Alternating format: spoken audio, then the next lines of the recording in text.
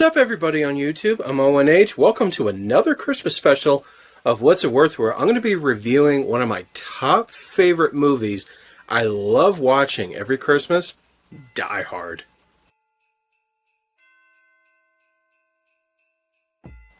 Die Hard centers around NYPD John McClane, who travels to Los Angeles on Christmas Eve to spend time with his kids and his estranged wife, Holly Gennaro.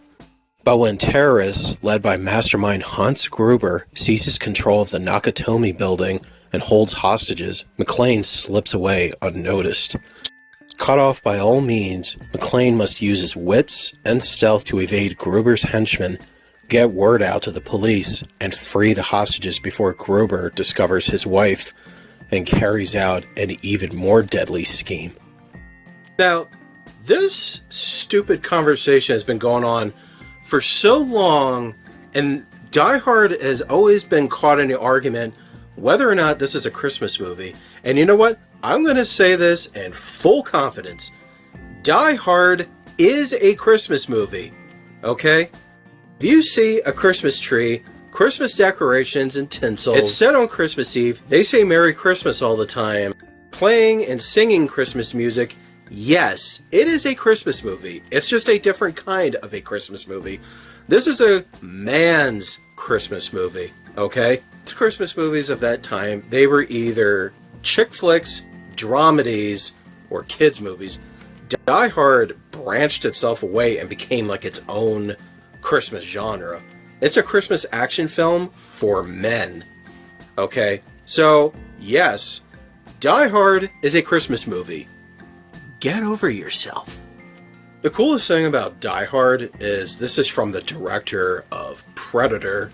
And also this film was the career-making hit for Bruce Willis, who was kind of getting started around the 80s, but this was the movie that actually earned his name and fame. And his role of John McClane was awesome.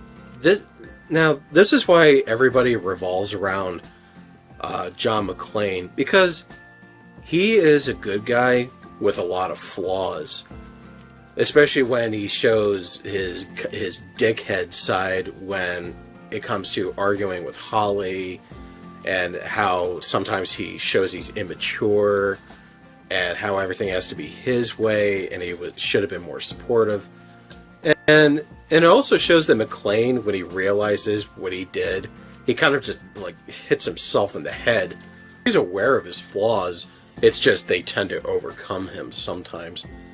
But when it comes to sparking a one-man war against terrorists, this guy was amazing. In the case of John McClane, he wasn't some overly muscular, military-trained action hero who's usually bulletproof and he can easily overcome the bad guys. No, John McClane was just an average, everyday cop who only survives with intelligence and his gut instincts, which is how he's able to overpower the bad guys. He uses his brains whenever to either call for help or to hide or find some way to outsmart the bad guys without them getting the chokehold on him. I mean, it was like with McClane, the only people he was able to rely on was a desk sergeant named Sergeant Al Powell, who was just on his way home until he comes across the Nakatomi building and he realizes there was something going on when McClane throws one of the bad guys on top of the car. And it was like, and how he comes out in the end, that was awesome. I mean, John McClane was definitely one of the best action hero characters of all time. Like, it's not only just the terrorists that McClane is being bombarded with. He ends up being bombarded with the news media, a coke nose named Harry Ellis, an incompetent police chief, the FBI making these calls that just puts McClane in even deeper shit. I mean, it's like he just has all the odds against him. Another one of the film's biggest benefits was this film introduces one of the best bad guys of any 80s film of the time.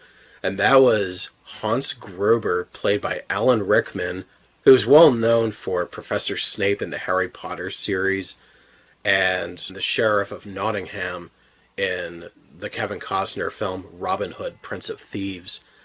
Hans Gruber is one of his best roles of his career. He was the best mastermind villain ever. He was intelligent.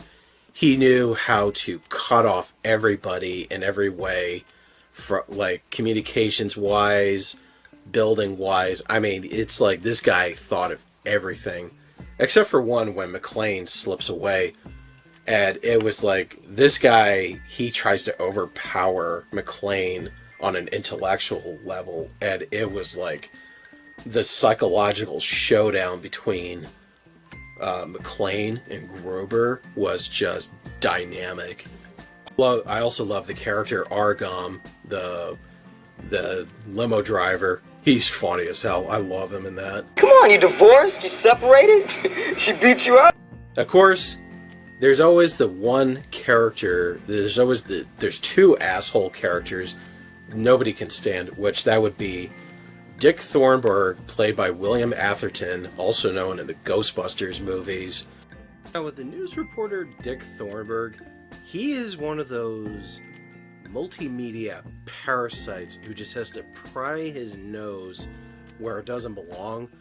And in McClane's case, he makes it worse when he finds out that McClane's family's in Los Angeles, and he decides to force himself into his house and put his kids on television, knowing that Gruber and his men are watching. And it's like, he's one of those parasites you just want to just... And of course, Dwayne T. Robinson, the police chief, who badgers McClane and belittles Al Powell. The guy is like such a kiss ass, and he thinks he knows what he's doing, and he clearly just makes an ass out of himself. You listen to me, you little asshole. I'm a Asshole? I'm not the one who just got butt fucked on national TV, Dwayne. Another thing that makes this Die Hard the best one was the action. I mean, between the helicopter fight scene, the suspenseful moments when McClane is trying to avoid capture, or he's being shot at all the time, especially by Hans Gruber's henchmen. And when those two, the henchmen and McClane, fight each other, the hand-to-hand combat scene was so brutal and so stark realistic, and it's so gut-wrenching. It's the most intense captured on film. And it's like, it shows that McClane will fight dirty. He will go to extremes in order to survive and to win over the bad guys. Where do I rank Die Hard? Full price. Absolutely full price, because this is the best Christmas action movie ever. Okay, so I'm done reviewing Die Hard, and I'm going to be moving on to Die Hard 2. Awesome. So until next time, please subscribe, please leave a comment. I'm Owen H. Happy holidays.